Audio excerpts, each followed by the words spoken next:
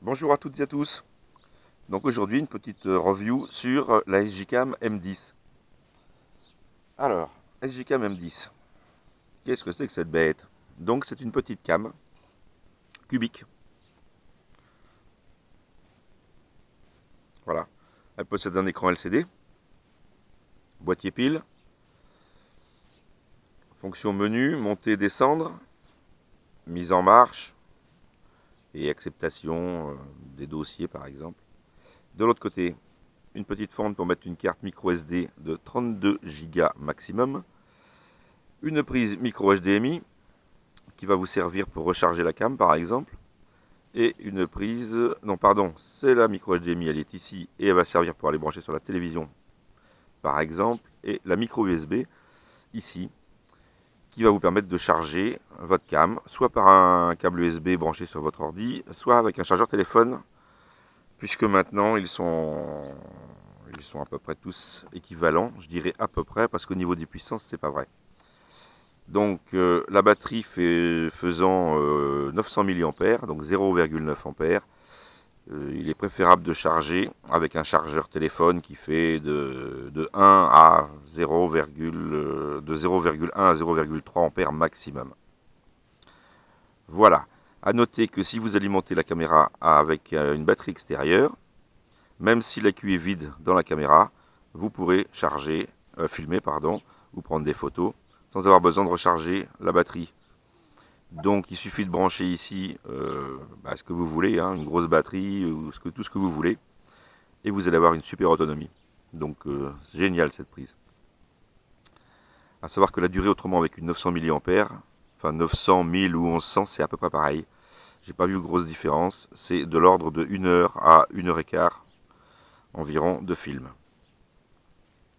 Voilà, qu'avec la carte 32 Go, si vous mettez en mode 720 pixels, en 60 images par seconde, vous allez loger environ 3 heures, environ 3 heures, 3 heures et quart de film. Ensuite, la carte micro SD sera pleine. Ça va continuer de fonctionner, mais par contre, ça va réenregistrer sur le début de la vidéo. Voilà, c'est des petits détails, c'est ce que je vais faire dans cette vidéo. Je vais vous donner plein de petits détails qu'on trouve quasiment nulle part d'ailleurs. L'écran, c'est un écran LCD qui fait 1,5 pouces, donc 1 pouce égale 2 cm 54, à vous de faire le calcul. Au niveau poids, ça pèse 69 grammes exactement. Les dimensions, la hauteur, vous avez 4,8 cm. La largeur, elle fait 4,2 et l'épaisseur, elle fait 4,3. Donc c'est assez cubique quand même. Alors je vais vous dire pourquoi j'ai choisi cette caméra. Parce que quand j'ai voulu acheter une SJCAM, bien sûr il y avait la 4000 sur le marché. La 4000 qui est rectangulaire, qui ressemble à une GoPro. Et il se trouve qu'il y avait beaucoup de copies. Et qu'il y a toujours beaucoup de copies. Mais quand la M10 est sortie, apparemment il y avait très peu de copies. Donc pour être un peu plus sûr d'acheter une véritable, j'ai choisi la M10. Sans compter que je préférais le format du boîtier, puisqu'il est moins large. Donc pour tout ce qui est sport de vitesse, il y a quand même moins de prise au vent avec un petit boîtier. Donc j'ai opté pour la M10, qui, il faut le savoir, a exactement les mêmes fonctions que la 4000. Alors il existe les 4000 Wi-Fi, les 5000, les 6000 avec ou sans Wi-Fi, la M10 Wi-Fi, la M10 Plus, et même maintenant il existe la M20. Celle-ci c'est une M10 sans Wi-Fi, je n'en ai pas l'utilité. On va tout de suite parler prix, puisque c'est quand même l'avantage de cette caméra, un des gros avantages, c'est que ce genre de caméra avec les accessoires, ça se trouve aujourd'hui sur internet. En cherchant bien, hier j'ai regardé à 57 €. Alors ça va de 57 € à 100 € suivant les marchands. À vous de trouver le bon. Donc le pack accessoires. Alors vous avez une petite notice en anglais, bon pas trop détaillé, et en chinois. Mais vous trouverez sur internet la version en français assez facilement, avec beaucoup plus de détails. Vous avez aussi 2 forums qui existent sur les SJCAM, où vous trouverez votre bonheur. Il faut savoir que ces caméras sont évolutives, puisque, et c'est un peu l'intérêt de ma vidéo aujourd'hui, il est possible de faire des mises à jour du firmware. Et c'est ce que j'ai fait il y a 2 jours. Donc sur celle-ci, elle était en 1.0 et je viens de la passer en 1.5. À savoir qu'il y avait une version 1.3 intermédiaire et je suis passé directement de la 1.0 à 1.5. Alors j'étais agréablement surpris, puisque de nouvelles fonctionnalités sont apparues, de nouveaux réglages plus sophistiqués, des plages de réglage plus larges. Donc voilà, ça devient très intéressant, puisque là, elle joue vraiment dans la cour des grands, et on va dire qu'on peut comparer carrément à une GoPro. Sauf le prix, bien sûr. Donc, niveau accessoires, tous les accessoires sont compatibles GoPro. Donc là, il y a un petit support que je n'avais pas en verre, moi. Hein. Vous pouvez le fixer avec sur un trépied, par exemple. Visser de ce côté-là ou de ce côté-là, puisque la caméra peut fonctionner dans les deux sens. Il y a un mode spécifique pour ça que je vous montrerai. Vous avez la tâche guidon. Vous avez des fixations qui vont sur le boîtier, ici, ici, ici. Encore une autre. Un petit clip qui va sur le boîtier, par exemple, qui s'installe ici pour mettre à la pochette ou ailleurs. 2 sangles que j'utilise pas.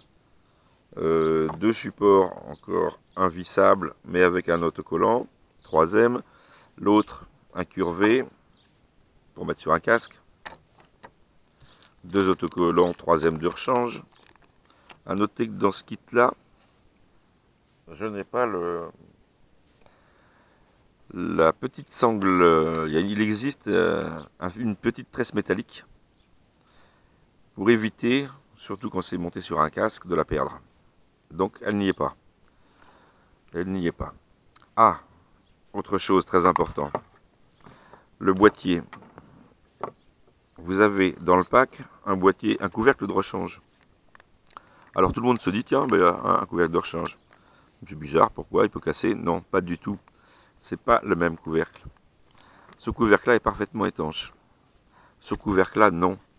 Il possède 2 ouvertures sur les côtés, 2 petites fentes, une ici, l'autre ici.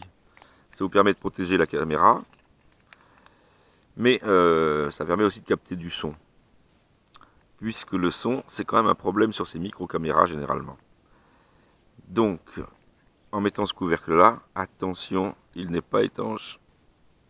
Plongé, dirons-nous. Étanche plus poussière, on va dire. Hein. Voilà.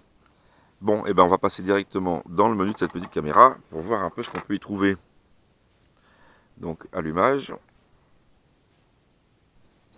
Voilà. Petite LED bleue qui s'allume.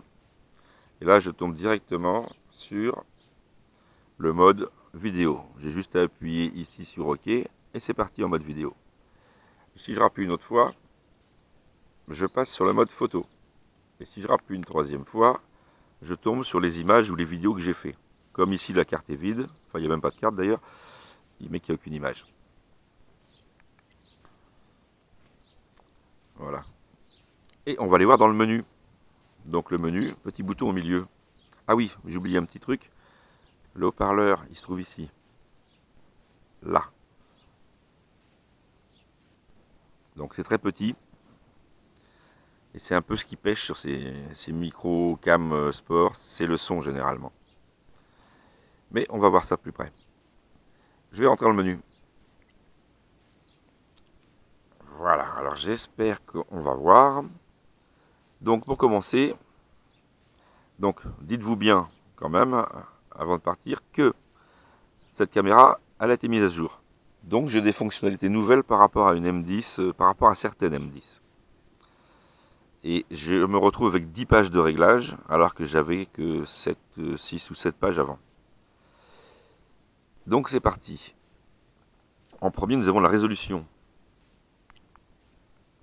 Donc la résolution, elle va de 1080p en 30 images par seconde, en passant par 720p en 60 images secondes. Ça c'est une particularité qu'il faut noter, puisque c'est un mode généralement intéressant au niveau autonomie de la micro SD, mais que vous filmez en 60 images par seconde, L'avantage de filmer en 60 images par seconde, c'est que si vous faites un ralenti en divisant par 2 la vitesse, vous vous retrouvez quand même avec un ralenti non saccadé, puisque vous avez toujours 30 images par seconde. Et ensuite, ça baisse en 720p 30 images, en WVGA et en 640 par 480. Voilà. Record cyclique. Qu'est-ce que c'est que record cyclique? Quand vous enregistrez une vidéo, cette vidéo est partagée en plusieurs petites vidéos. Soit vous faites des petites vidéos de 3 minutes, soit de 5, soit de 10. Bon, moi je préfère faire de 10. Quand vous allez retirer le fichier sur votre ordinateur par exemple, vous aurez plusieurs fichiers qui vont se suivre. Mais bon, vous aurez plusieurs fichiers. L'avantage c'est qu'on arrive en bout de batterie, au lieu de filmer pendant quelques minutes, mettons 8 minutes sans rien, en croyant que ça filme, eh ben, si vous faites un record cyclique de 3 minutes, vous ne perdrez presque rien à la fin. Toc. VOF. Alors ça, c'est le champ de vision. Donc le champ de vision, c'est une nouvelle fonctionnalité de la mise à jour. Donc wide, middle, narrow, désactivé. Donc vous avez un champ de vision large, moyen ou étroit, ce que nous n'avions pas avant. Le mode WDR. Activé ou désactivé. Donc ça, c'est une plage dynamique étendue. Comment vous expliquer ça?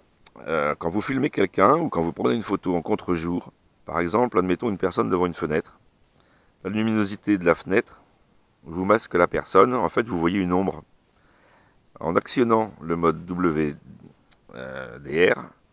ça permet de voir la personne tout en voyant ce qu'il y a en arrière-plan. Donc intéressant. Je me souviens plus si c'est un nouveau mode ou pas. Détection de mouvement. Ah, cette caméra peut être activée par une détection de mouvement. Donc vous pouvez la placer, je sais pas, chez vous, dans votre voiture par exemple. Elle ne se mettra en route que s'il y a du mouvement. Donc c'est une fonction intéressante. Audio. Bon, activer ou désactiver l'audio. Le volume. Nouvelle fonction. Nouvelle fonction dans le réglage du volume, puisque nous pouvons maintenant le régler de 1 à 8.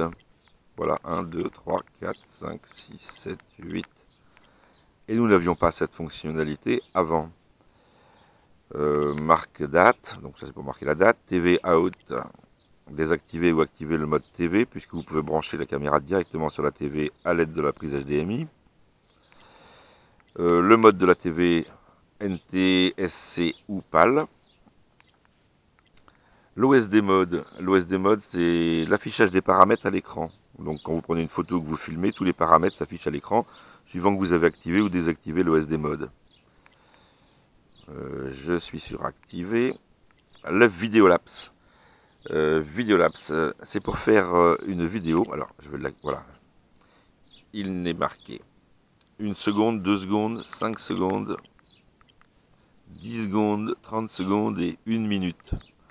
En fait, c'est un mode qui va vous prendre une photo toutes les 1 seconde, 2 secondes, 5 secondes et ainsi de suite, jusqu'à 10 minutes. Non, jusqu'à 1 minute, pardon. Jusqu'à 1 minute. Et le vidéolapse, c'est en mode vidéo. Donc vous aurez une vidéo de photos qui vont se succéder avec un laps de temps que vous allez définir à l'avance. Ça peut être sympa pour faire un coucher de soleil en accéléré par exemple, ou plein d'autres trucs. La taille des images. Donc nous travaillons en maximum avec un capteur de 12 millions de pixels et ça vous sort du 4032 par 3024 pixels. Bon, vous avez ensuite du 10 mégas, du 8 mégas, du 5 mégas, du 3 mégas, du 2 mégas HD, du VGA, du 1,3. Voilà, bon, je reste en 12. La qualité, forte, moyen ou économique. Donc, la netteté, pareil, forte, normale ou douce. La balance des blancs, auto, ensoleillé, nuageux, tungstène. ou fluor. Je reste en auto. La couleur, donc normal, noir et blanc, rétro, warm ou cool. Bon, je reste en normal. Les ISO, donc un mode automatique pour les ISO, mais 100 ISO, 200 ISO, 400 ISO, 800 ISO et 1600 ISO, ce qui est quand même une plage intéressante pour un petit outil comme ça. L'exposition, donc de plus 2 tiers à moins 5 tiers. C'est sympa. Je vais rester sur 0 puisque j'utilise très peu le mode photo. Le but, c'est quand même de faire des vidéos.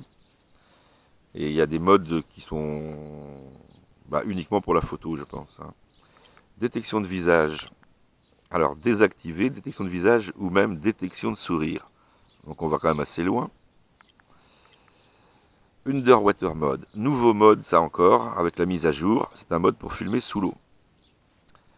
Donc, à ce sujet, d'ailleurs, j'ai sur ma chaîne, j'ai posté 2 vidéos sous-marines en rivière.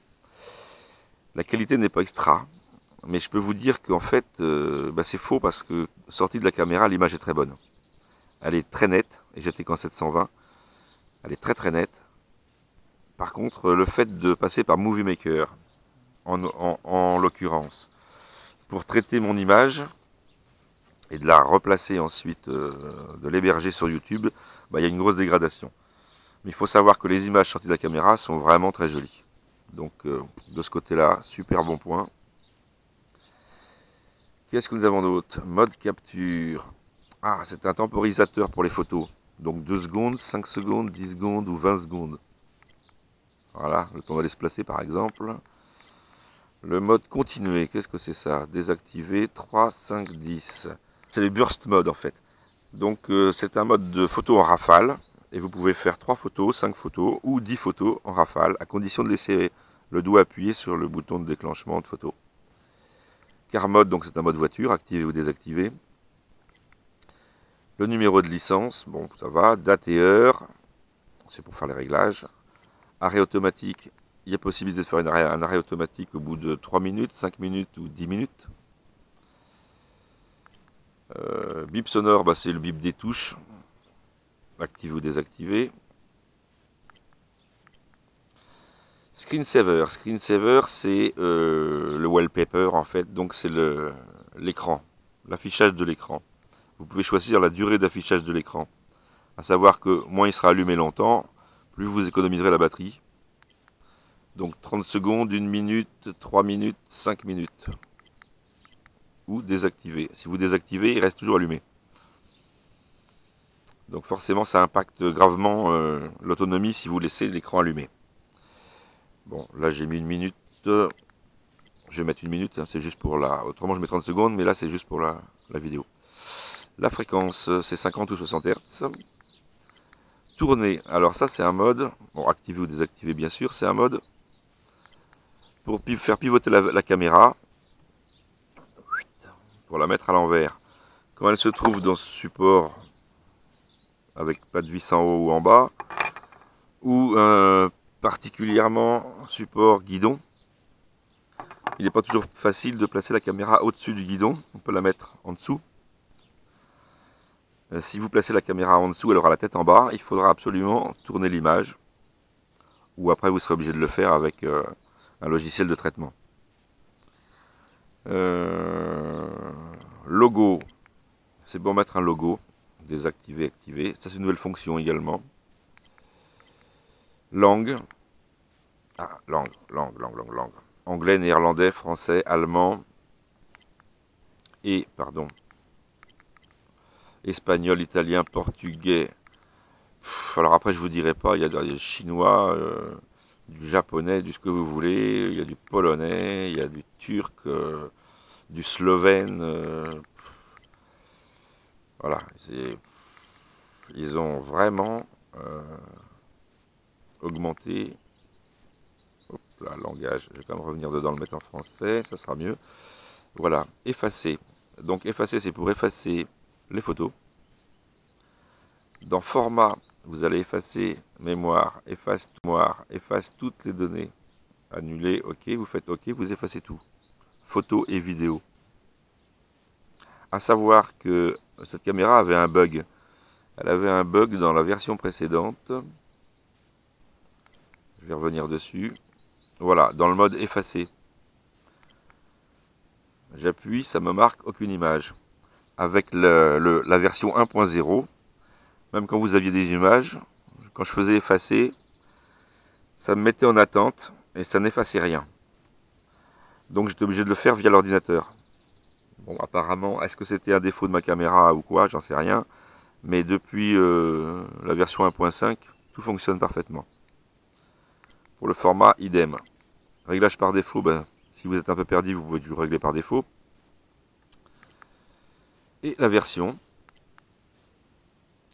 Donc, modèle, M10, version, date, et ainsi de suite. Et on voit que firme, voilà, SJCam et la version, je ne sais pas si on va voir. Ici, je suis en 1.5. Voilà. Donc c'est la nouvelle mise à jour, qui va très très bien, je dois le dire. Bon, je vais l'éteindre. Quoi en dire de plus? Eh bien que je la trouve très bien, que le rapport qualité-prix est super, qu'elle a les mêmes fonctions qu'une 4000, que je vais vous mettre dans ma vidéo, sous la vidéo, pardon, je vais vous mettre les liens des forums, et je vous mettrai aussi un lien pour aller sur les mises à jour de la M10, mais aussi de la 4000, hein, et vous rechercherez, il y a les mises à jour de la 4000. Donc, pour faire la mise à jour, je vais vous l'expliquer brièvement. Vous retirez, alors vous effacez votre carte. Donc vous retirez votre carte micro SD, vous la mettez dans votre ordi, vous la formatez. Une fois qu'elle est formatée, vous allez télécharger les fichiers sur votre ordinateur de mise à jour. C'est un fichier qui s'appelle .bin. Donc des fois vous téléchargez deux fichiers. Il y a un fichier texte et un fichier .bin. Il faut prendre uniquement le fichier .bin. Vous le transférez par glissement par exemple dans votre carte micro SD.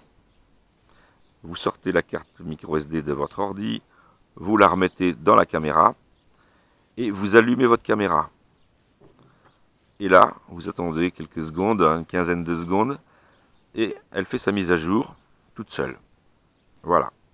Si jamais il y avait un problème, une coupure d'alimentation pendant la mise à jour ou quoi que ce soit, ne vous affolez pas. Il suffit de reprendre l'opération à zéro. Voilà. Ben écoutez, moi je vous dis que pour le prix, eh ben, cette petite cam, eh ben, c'est que du bonheur. Et que je ne mettrai jamais beaucoup plus pour acheter une GoPro, ça je peux vous l'assurer. J'ai vu la comparaison des deux, et je vois la comparaison du prix surtout. Et avec ces nouvelles fonctionnalités aujourd'hui, eh bien, c'est une super petite cam qui va très très bien. N'oubliez pas de vous inscrire et puis de mettre un petit pouce levé si la vidéo vous a plu. Les prochaines vidéos vont être... bon, je dois partir en vacances, en petite expédition, pêche pendant plusieurs jours, en bateau, en barque plutôt, sur une rivière. Donc je vous ferai une vidéo là-dessus, puis je vous ferai une vidéo sur des produits lyophilisés pour faire des repas rapidement. Donc ça sera une première parce que j'ai pas encore goûté ces produits. Donc je vais tester plusieurs produits. Voilà les prochaines vidéos. Merci, à plus.